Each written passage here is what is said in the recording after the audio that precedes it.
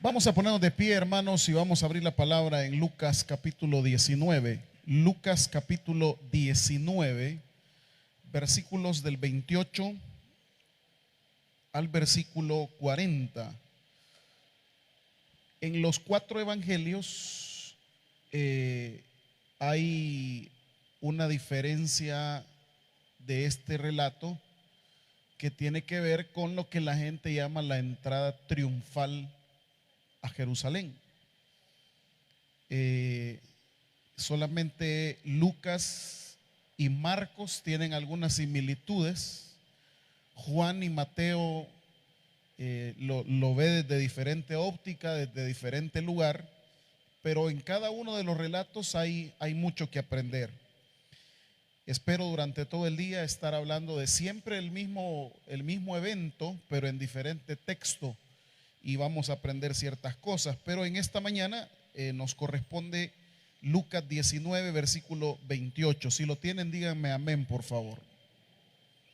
Dice la escritura: dicho esto, iba delante subiendo a Jerusalén.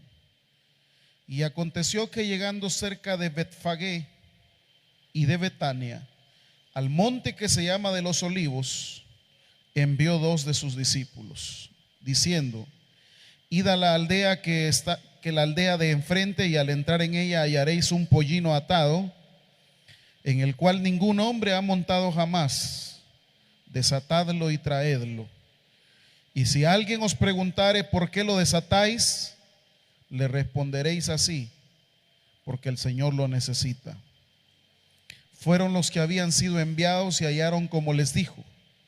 Y cuando desataban el pollino, sus dueños les dijeron: ¿por qué desatáis el pollino?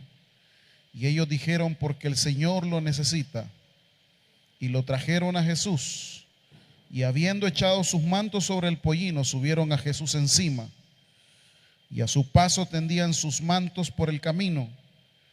Cuando llegaban ya cerca de la bajada del monte de los Olivos, toda la multitud de los discípulos, gozándose, comenzó a alabar a Dios a grandes voces por todas las maravillas que habían visto, diciendo: bendito el Rey que viene en el nombre del Señor, paz en el cielo y gloria en las alturas.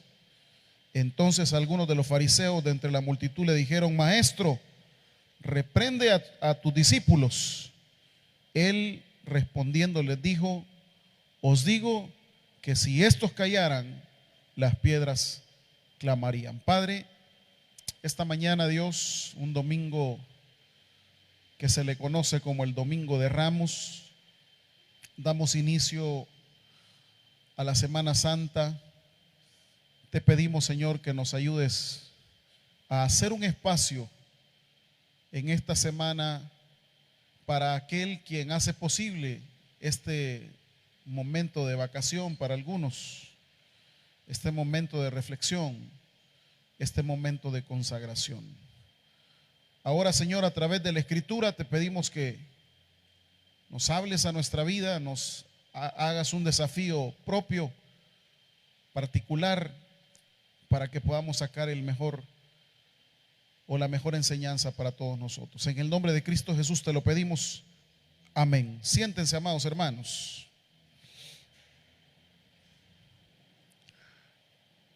Se le titula a este pasaje la entrada triunfal. Y desde este primer momento hay un conflicto, porque entrada triunfal, ¿en qué sentido? Entrada triunfal desde el punto de vista humano, pues pareciera que no. Jesús no está entrando a un lugar donde lo van a proclamar rey. Jesús no está culminando humanamente con éxito.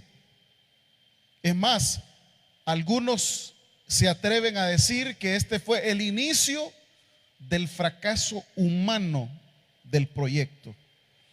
¿Por qué fracaso? Porque mataron al líder. ¿Por qué fracaso? Porque crucificaron a Jesús desde el punto de vista humano. Ahora, Lo primero que podemos aprender de esto en esta mañana, amados hermanos, es que las cosas de fe no se miden por los éxitos humanos. ¿Están aquí conmigo? Las cosas de fe no se miden por los éxitos humanos. No fue una entrada triunfal porque tuvo un éxito humano el proyecto, fue una entrada triunfal porque la manera de medirlo es que se realizó el propósito de Dios de que Jesús llegase a la cruz a morir por usted y por mí. ¿Están aquí conmigo? Entonces, esta es la primera cosa que podemos aprender esta mañana. A veces nosotros pensamos que las victorias tienen que ver nada más con la óptica humana. Solamente las cosas de fe las medimos por las cosas materiales, por lo que nos podemos ver, lo que podemos tocar. Es decir, amados hermanos, el creyente actual piensa que si tiene éxito la fe es porque las cosas humanas se están realizando como yo espero. Pero el relato de la entrada triunfal nos dice lo contrario. El relato de la entrada triunfal nos dice: este hombre llegó a Jerusalén y no llegó para que lo premiaran, no llegó para que lo felicitaran. ¿A qué llegó Jesús a Jerusalén? A que lo crucificaran. ¿Cómo ocurrió entonces esto de la fe?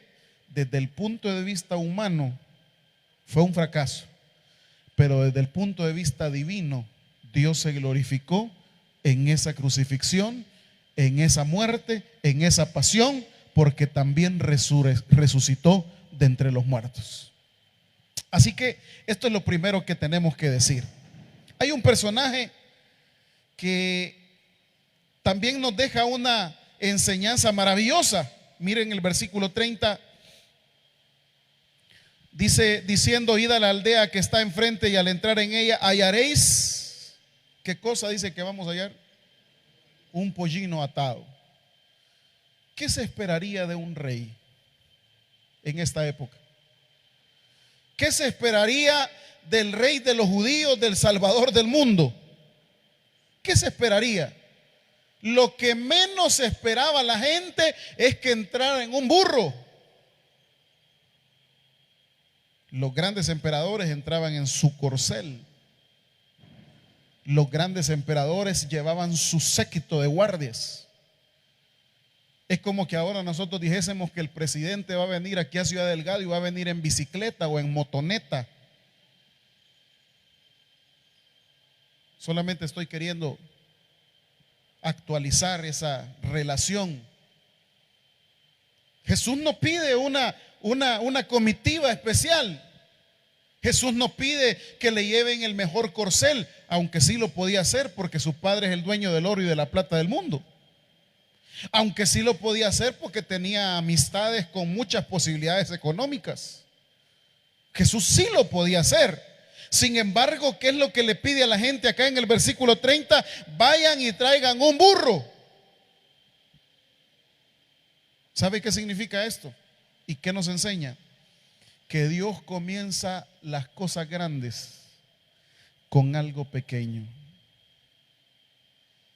Dios comienza las cosas grandes con algo pequeño.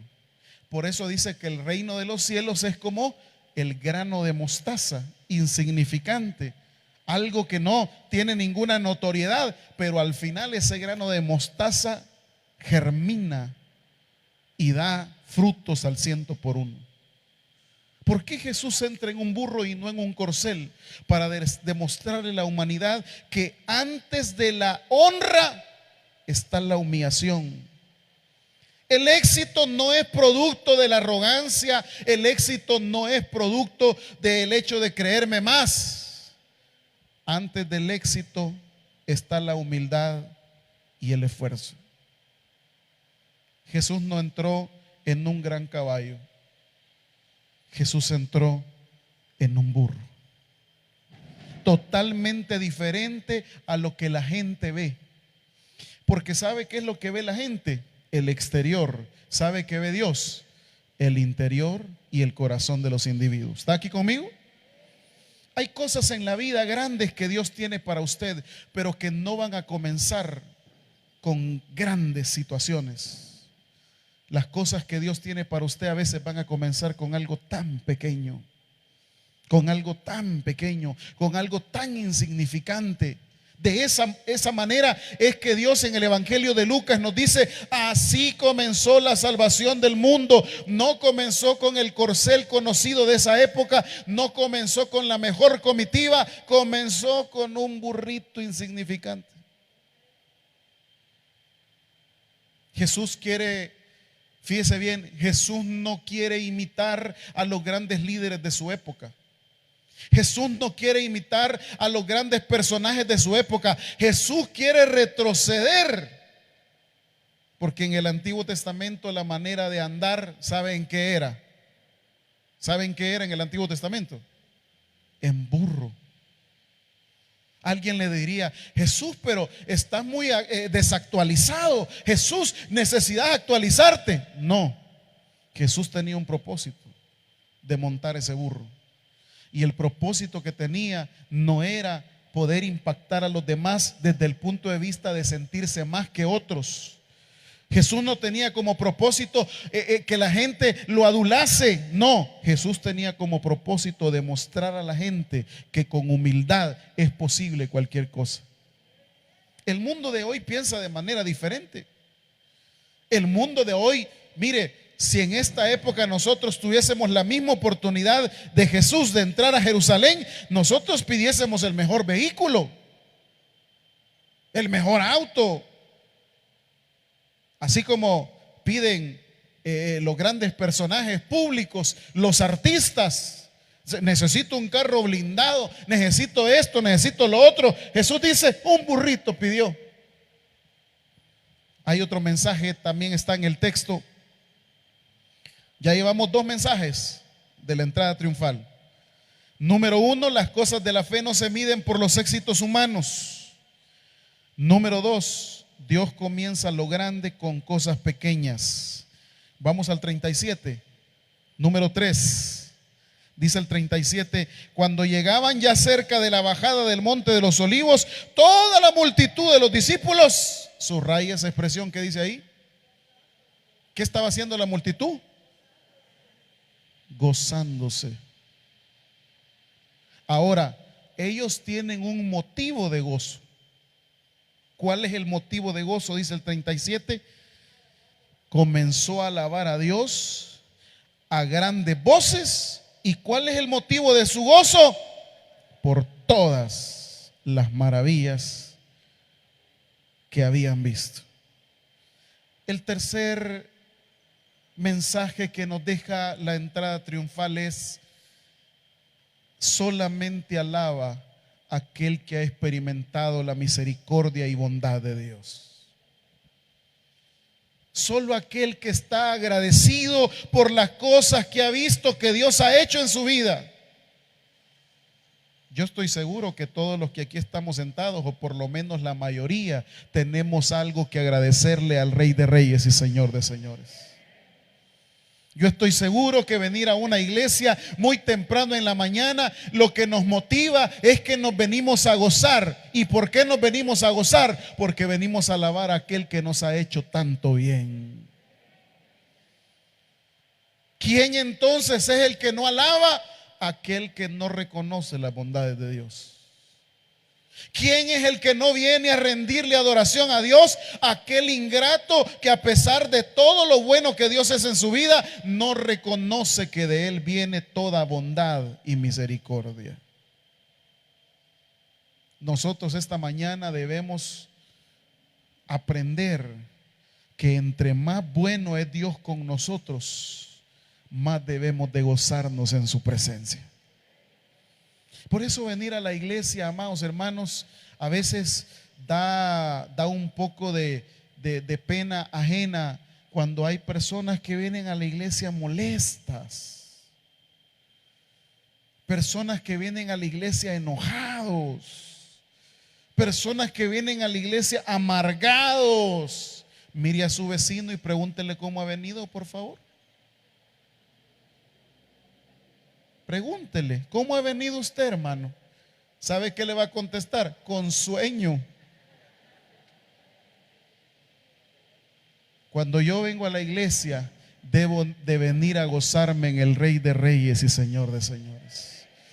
Voy a disfrutar este momento con Dios. Voy a disfrutar el momento de las alabanzas. Voy a disfrutar el momento de la predicación. Voy a disfrutar el momento de la ofrenda. Voy a disfrutar. Me tengo que gozar. Mire, aquí vemos hombres que nos gustan los deportes a veces. Pero no hay nada como sentarse a ver un partido que a usted le guste. Y usted manda a traer gaseosa. Aquí con los hipotes a veces nos ponemos, manda a traer gaseosa, manda a traer churros, manda a traer esto. Y todo el ambiente, ¿cómo es? De gozo y de alegría. ¿Por qué? Porque se va a ver un partido de fútbol, porque se va a ver un equipo.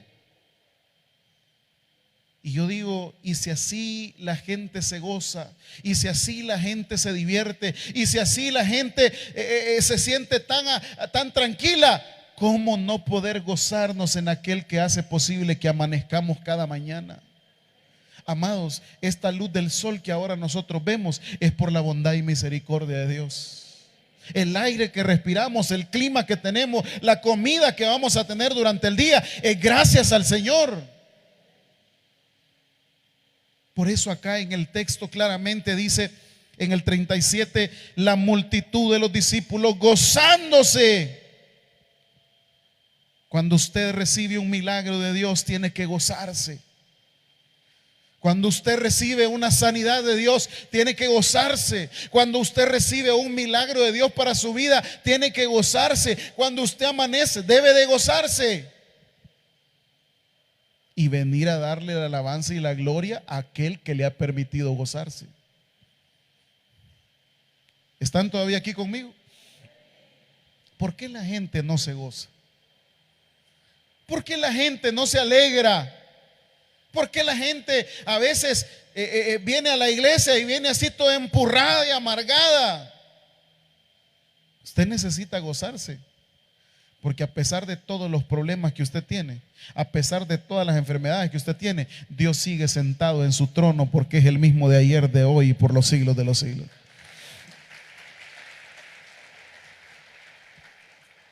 Por eso dice aquel corito, ¿verdad? Has cambiado mi lamento en baile. Has cambiado mi lamento en baile.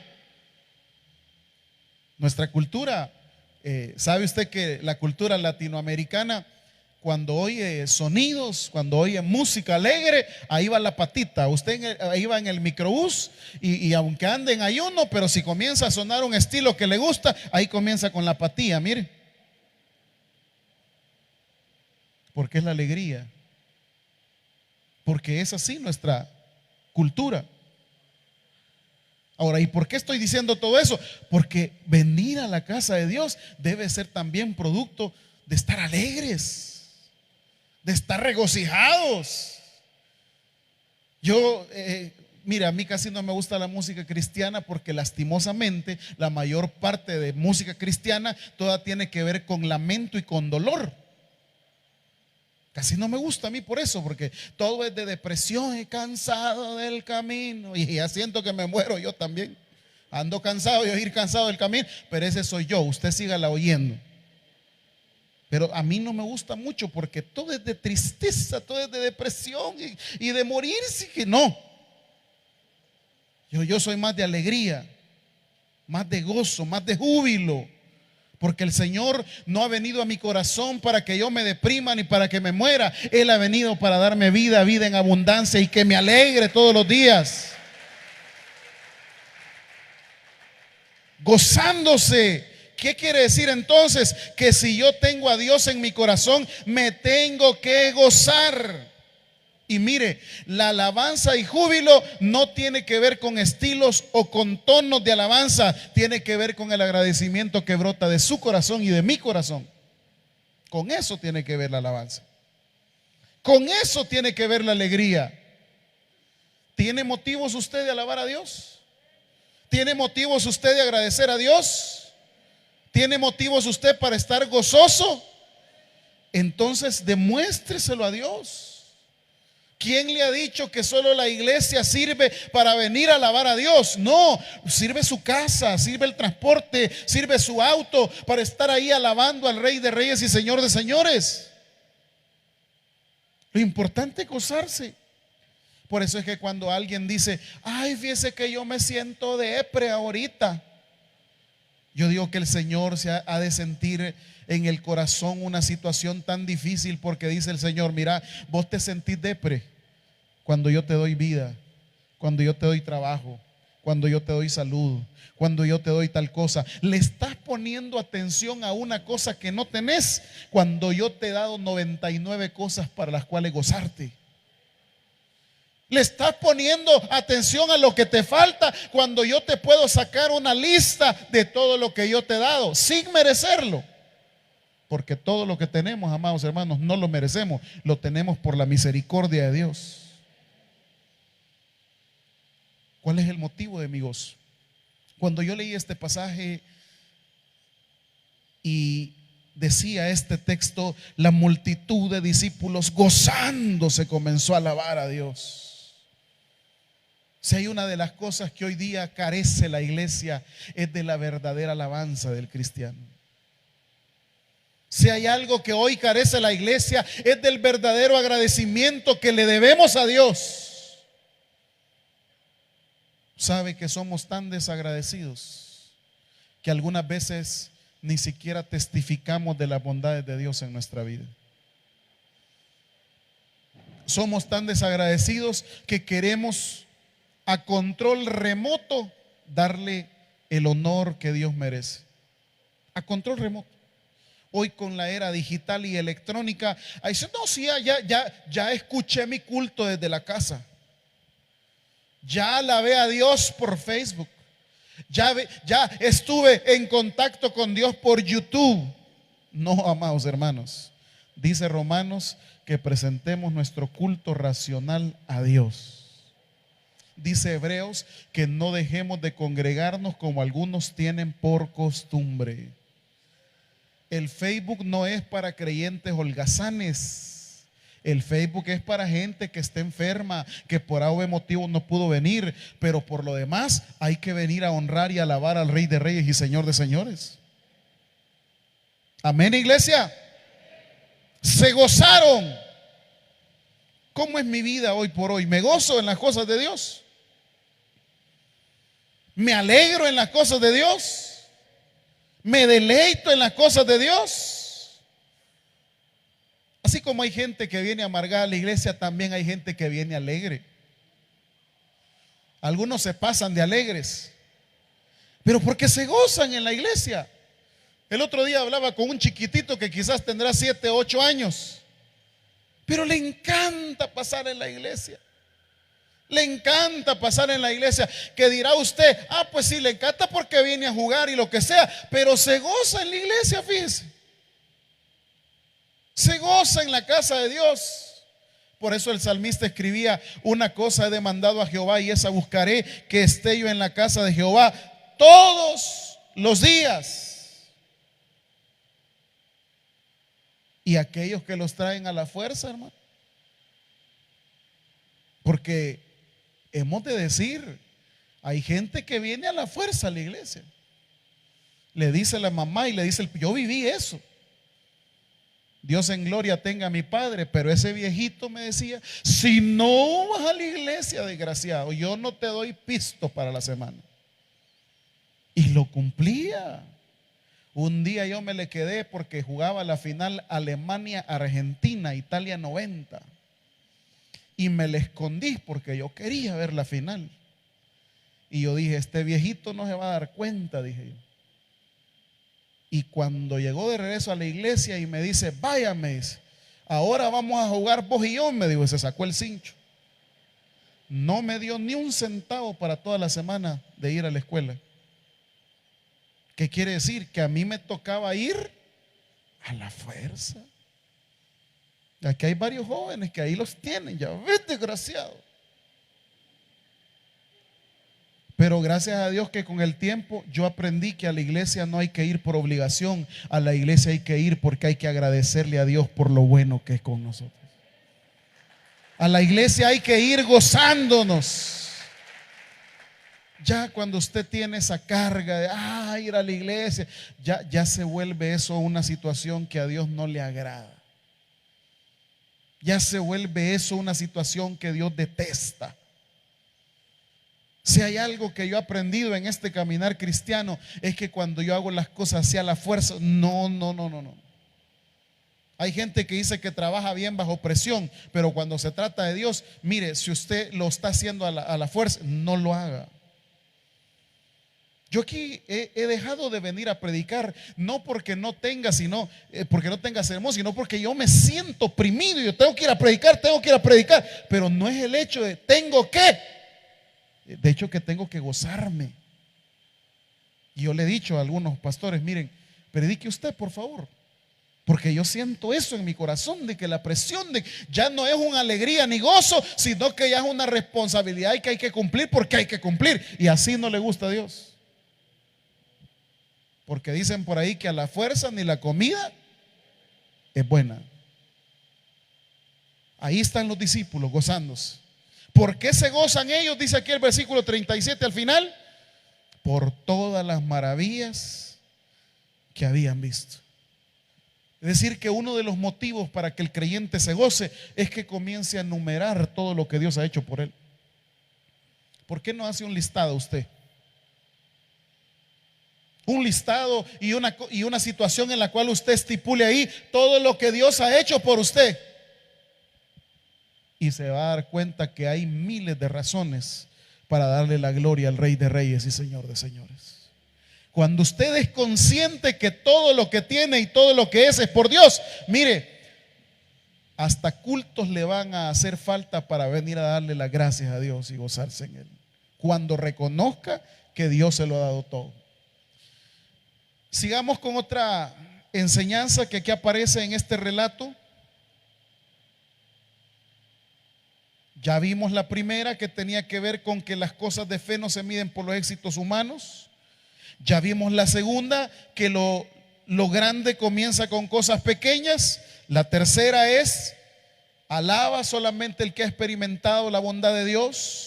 La cuarta, versículo 39, dice: entonces algunos de los fariseos entre la multitud le dijeron: maestro, ¿qué le dijeron? Reprende. ¿Cuál es esta cuarta cosa que vamos a aprender esta mañana? El camino de la fe no está exento de adversidades. Hay una gran multitud alabando al Señor, pero también hay otro grupo. ¿Qué es lo que está haciendo ese otro grupo? Diciendo que reprendan. No, el camino de la fe no crea que solo se va a hallar amigos. También usted va a tener enemigos. El camino de la fe no le garantiza a usted un futuro venturoso. Cuando las iglesias comienzan, va que todo mundo es amigo. Que el hermano amigo mío, la hermana amiga mía, esto y que lo otro. Qué lindo cómo comienzan las iglesias. Allá al tiempo. Y que usted no era amigo de un tiempo fuimos. ¿Por qué? Porque el camino de la fe, así como tiene experiencias bonitas y maravillosas, también va a tener experiencias de adversidad. También va a tener gente como esta que aquí aparece en el texto del versículo. Dice: los fariseos reprendían. ¿Por qué reprendían los fariseos? Porque los fariseos son ese tipo de personas que siempre se fijan en lo negativo. Los fariseos son ese tipo de personas que nunca hacen nada ni tampoco dejan que otros lo hagan. Quiere decir entonces, deberían de alabar a Dios los fariseos, porque ellos sí conocían la tradición, porque ellos sí conocían que iba a entrar el rey de los judíos, porque ellos incluso conocían que iba a entrar en un burro. Pero qué tristeza que no son los fariseos los que están alabando a Dios, sino que es la multitud y todo el pueblo. ¿Y qué hacen los fariseos? En lugar de unirse a ese canto, en lugar de unirse a esa alegría por Jesús, ¿qué hacen ellos? Díganle que se callen. Díganle que lo reprenda. Esa es la adversidad que tiene Jesús. ¿Cuál es la adversidad que usted ha enfrentado en estos años en una comunidad de fe o en una iglesia como esta? Aquí se lo está advirtiendo la Biblia. Aquí se lo está advirtiendo la Biblia. ¿Cuánta gente que por A o B motivo o circunstancia se desmotiva de seguir congregándose?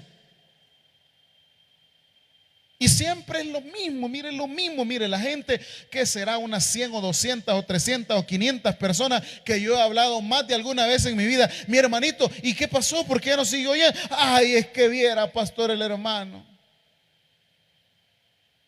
Ay, es que viera el gran lío que tuve. Ay, es que viera el líder con lo que me dijo. Ay, es que viera el otro hermanito. Hemos llegado a tal magnitud que la relación con Dios, muchos de nosotros, depende de otras personas. Cuando en realidad, si usted es un cristiano maduro, sepa y entienda que la relación con Dios no depende de terceras personas. La relación con Dios es personal. Que lo que me haga A, B, C, D, X, hasta llegar a X, hermano, eso no importa. Yo he venido para serle fiel a aquel que me dio la vida y vida eterna. Que si me voy a enemistar con un hermano, que tengo un negocio con un hermano y salió mal, pero eso a mí no me quita nada para poder seguir alabando a Dios y seguir congregándome. Yo, por eso es que después de 20 y tantos años en esta situación, yo he llegado a la conclusión de que a veces no son los pleitos con la gente lo que nos aleja de la iglesia. Simplemente son excusas que nosotros buscamos para poder decir que ese enfriamiento espiritual tuvo una justificación para retirarse. Son excusas. Porque cuando alguien ya no quiere continuar, busca, es que el pastor dijo tal cosa. Yo tengo aquí gente que es que me había resentido con el pastor, dijo una expresión violenta en el púlpito. Ante loca. ¿Cómo que no sabe que uno es mal hablado y que es también hombre y puede cometer errores? Por eso dice la Escritura, escuchadlo todo y retened, porque más de alguna locura se le va a salir al que predica. Y no somos seres humanos, pues. Usted agarre lo que le corresponde. Pero así, no, yo no voy porque es muy grosero ese hombre. Pues no venga a oír las groserías, venga a oír la palabra de Dios que Dios tiene para su vida. Pero aquí Jesús nos va a dar un ejemplo, amados hermanos, tan maravilloso. A pesar de que los fariseos se le van en contra y le dice, reprende a todos estos que se callen. Mire cómo dice Jesús en el 40. Él respondiendo les dijo, os digo que si estos callaran, las piedras, ¿qué? Si nosotros hubiéramos sido Jesús, desde el momento que vienen a reclamarnos, hasta ahí hubiéramos llegado nosotros. Han venido a decirnos que nos callemos. Vaya hermano, callémonos por favor. Es decir, a la menor adversidad nosotros paramos. Al menor problemita, no, mira, la verdad que ya no voy a seguir sirviendo en el ministerio porque si hay algo que a mí no me gusta son los pleitos con nadie, pastor. Al primer problemita que tuvo, al primer encuentro que tuvo con alguien, salió corriendo. ¿Qué hizo Jesús con esta adversidad? ¿Paró o siguió? Si estos callan, les dijo a los fariseos, las piedras clamarían. Continuó sabiendo de que estas adversidades van a estar siempre. ¿Y sabe qué es lo más aparatoso de esto? Que las adversidades del cristiano no vienen de afuera. La mayor parte de conflictos de los hermanos no están afuera. ¿Sabe a dónde están? Mire ahí algunos textos. Hechos capítulo 20. Hechos capítulo 20. Versículos 29 y 30. Quiero que vaya subrayando. Vamos a ver algunos textos que tienen que ver con que los grandes líos que usted y yo tenemos no van a ser con los inconversos, no van a ser con el bolito de la esquina, no van a ser con el malacate de la colonia. El que va a hablar mal de usted no es la señora que vende en el mercado. La gente que más daño le ha hecho a la iglesia no es de afuera. ¿Sabe de dónde es? ¿Sabe dónde es? Versículo 29 de Hechos 20, ¿lo tiene conmigo? Porque yo sé que después de mi partida, quiero que subraye esa expresión que sigue. ¿En medio de dónde? Porque yo sé que después de mi partida entrarán, ¿a dónde dice, hermanos? En medio de vosotros. ¿Dónde están? Dice ahí. En medio de vosotros. Versículo 30 de Hechos 20. ¿Cómo comienza el texto? Y de vosotros mismos se levantarán. ¿Están subrayando eso, hermano? En medio de vosotros, dice el 29, versículo 30 dice, y de vosotros mismos se levantarán. Vamos a ver otro texto, segunda de Pedro 2. Segunda de Pedro 2, versículo 1.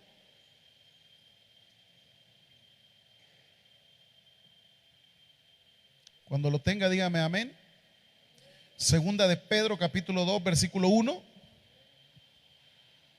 Nuevo Testamento. ¿Lo tenemos, iglesia? Dice el pasaje, pero hubo también falsos profetas. ¿Y a dónde los hubo?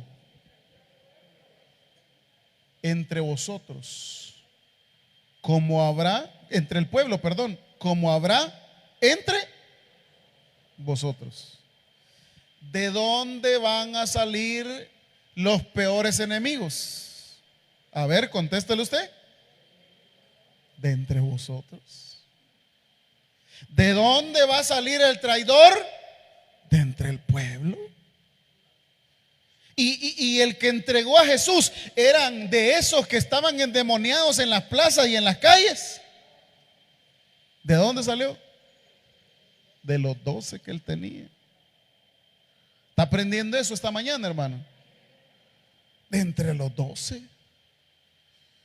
¿Sabe usted que este es el método de destrucción de algo o de alguien desde los inicios de la humanidad? Entre vosotros. Entre vosotros. ¿Y por qué el ministerio está fallando? ¿Por qué el ministerio no tiene comunión? ¿Por qué un ministerio no tiene? Porque entre ellos están uno o varios traidores. ¿Y por qué el culto de las 7 no crece? Porque hay uno o varios traidores. ¿Están aquí todavía, hermano? Yo creí que iba a hablar del burrito, pastor. Pues si no del burro estamos hablando, pues. Uno o varios traidores. Por eso, hermano, usted debe tener mucho cuidado en quién confiar.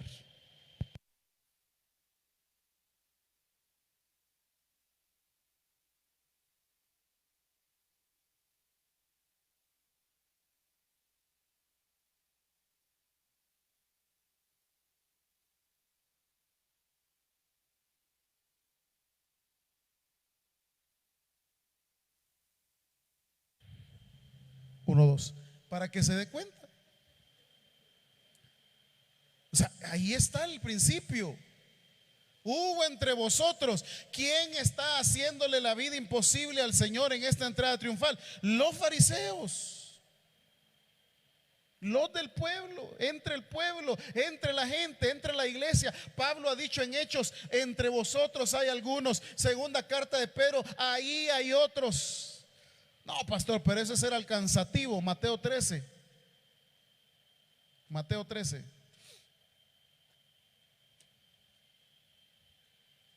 Para que usted vea que en las iglesias no venimos firmitas. No venimos personas necesariamente sanos. Muchos somos enfermos. Amén.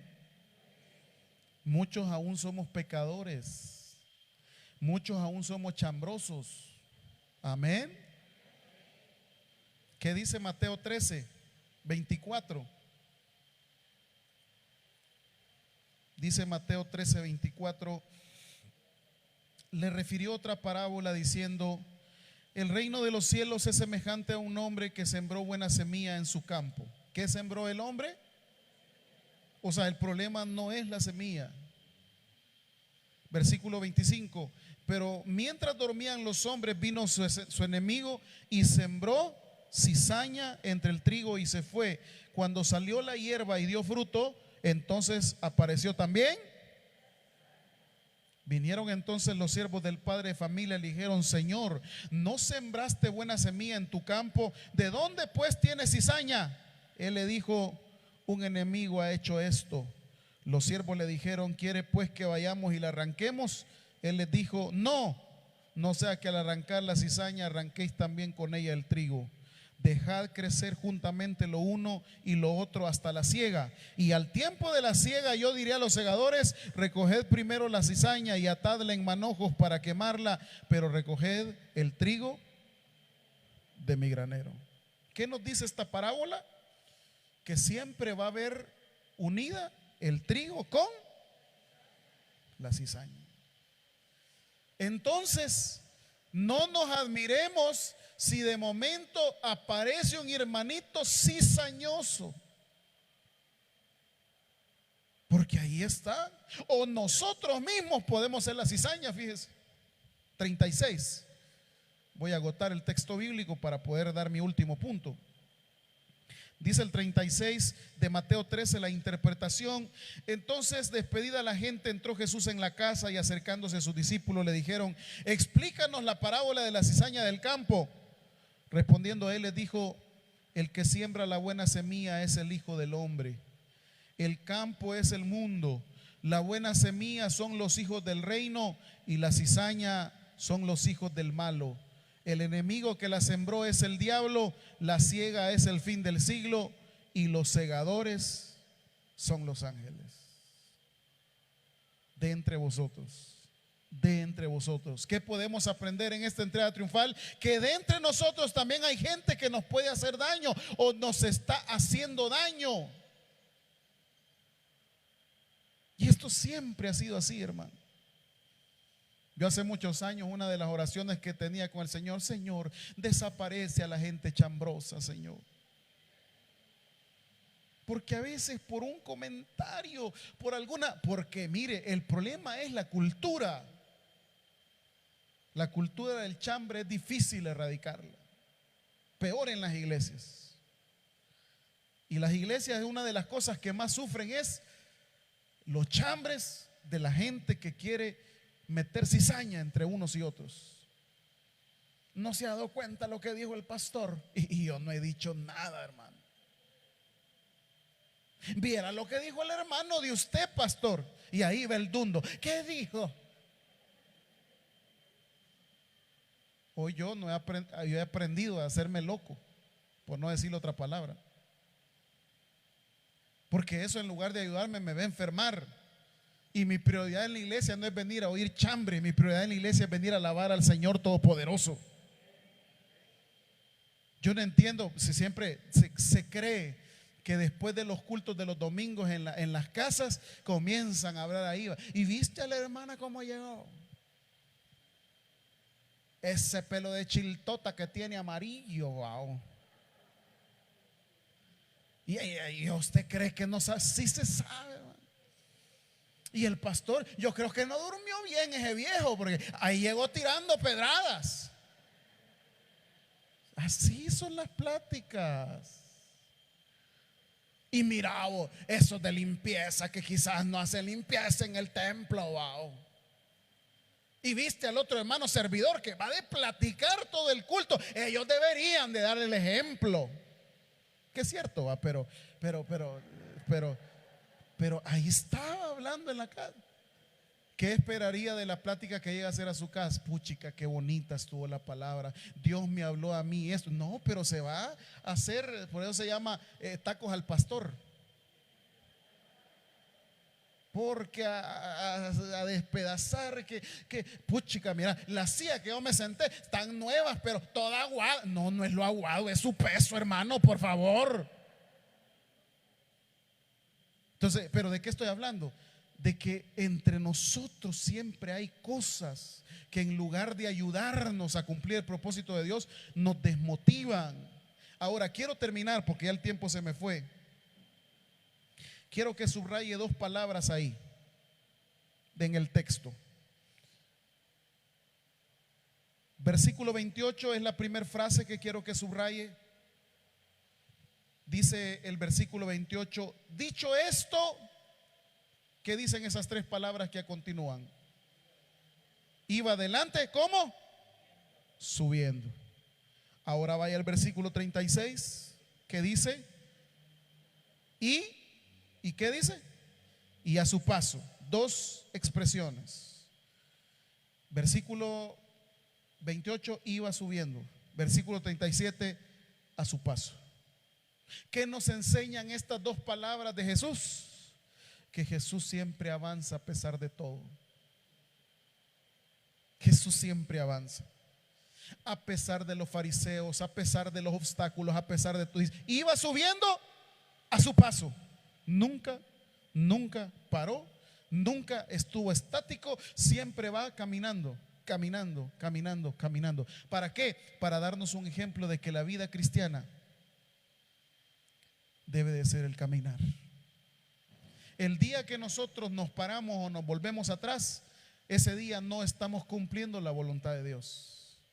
La vida cristiana es de siempre caminar. Pero tuve un obstáculo, siempre caminar. Pero me enfermé de COVID, pero ya sano, vuelvo a caminar. Pero tuve esta situación, pero siempre sigo adelante. Hay mucha gente que ya no sigue adelante por A o B circunstancia. Quiero decirle, y con esto termino, el éxito del creyente no radica en los milagros que usted reciba de Dios. El éxito de todo creyente es mantenerse firme hasta que Cristo venga por todos nosotros. Ahí radica el éxito. No se trata de llegar primero, se trata de llegar a la meta de la voluntad de Dios para nuestras vidas. Hermanos, en este domingo de Ramos, les repito las 5 cosas que hemos aprendido. Número 1, las cosas de fe no necesariamente se miden bajo la óptica humana.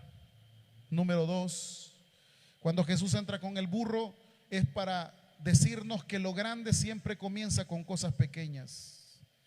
Número 3, solamente alaba a Dios aquel que ha experimentado las bondades de Dios.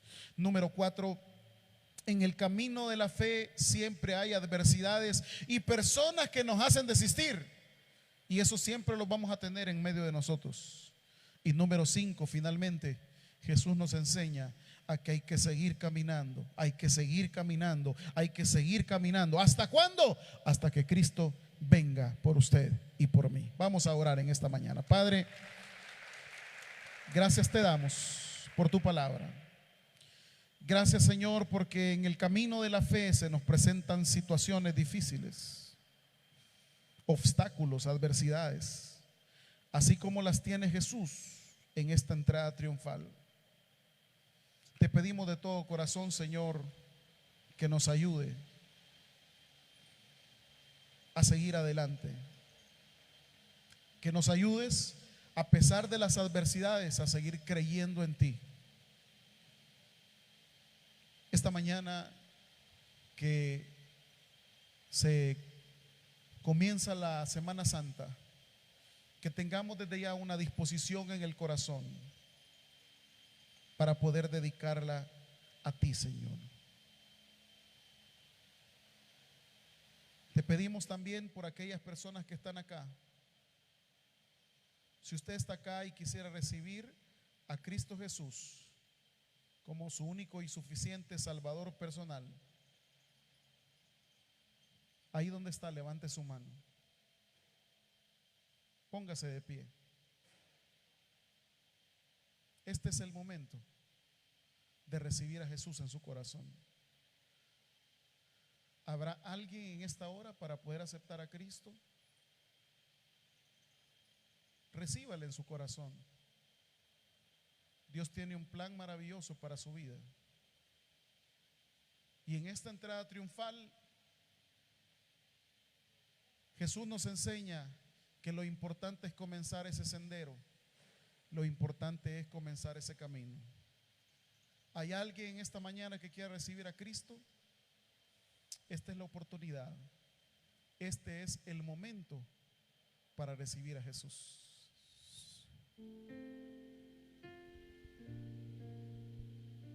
Vamos a cantarle al Señor.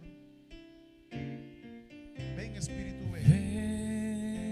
Ven Espíritu, ven y lléname, Señor, con tu preciosa unción. Ven Espíritu, ven y lléname, Señor, con tu preciosa unción. Purifícame y lávame, renuévame, restáurame, Señor, con tu poder.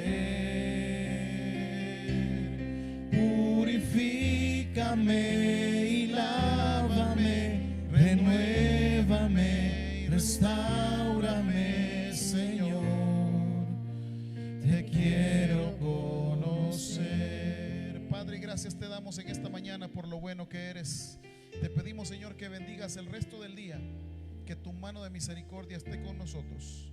Te alabamos y te bendecimos en el nombre de Cristo Jesús, y toda la iglesia dice amén y amén. Fortísimo el aplauso al Señor. Que Dios nos bendiga a todos.